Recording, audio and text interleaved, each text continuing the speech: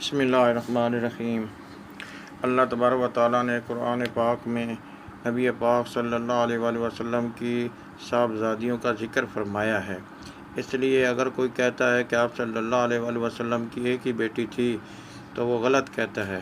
قرآن پاک میں ارشاد ہے، یا ایھا النبی کل ازواجک، اے نبی اپنی بیویوں، و بناتک اور اپنی بیٹیوں۔ یہ جو لفظ ہے بنات، یہ بنت کی جمع ہے۔ تو جو لوگ عربی جانتے ہیں وہ جانتے ہیں کہ بنت بیٹی، ایک کے لیے بنتین، دو بیٹیوں کے لیے تثنیہ، اور بنات جو لفظ ہے یہ جمع کے لیے، یعنی کوئی اگر یہ کہہ دے کہ آپ صلی اللہ علیہ وآلہ وسلم کی 3 بیٹیاں، یہ تو صحیح ہو سکتا ہے، لیکن اگر یہ کوئی کہہ دے کہ ایک بیٹی، یہ نہیں ہو سکتا، کیونکہ لفظ قرآن پاک میں جو ہے وہ جمع کا استعمال ہے، بنات کا۔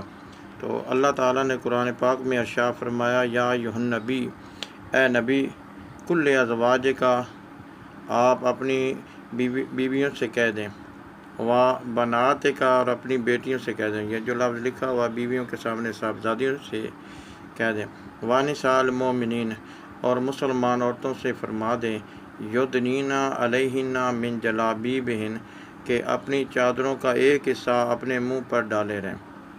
تو قرآن پاک اس چیز کا گواہ ہے کہ نبی پاک صلی اللہ علیہ وآلہ وسلم کی 1 سے زائد بیٹیاں ہیں۔ یہ پارہ نمبر 22 ہے اور سورۃ الاحزاب کی آیت نمبر 58 ہے۔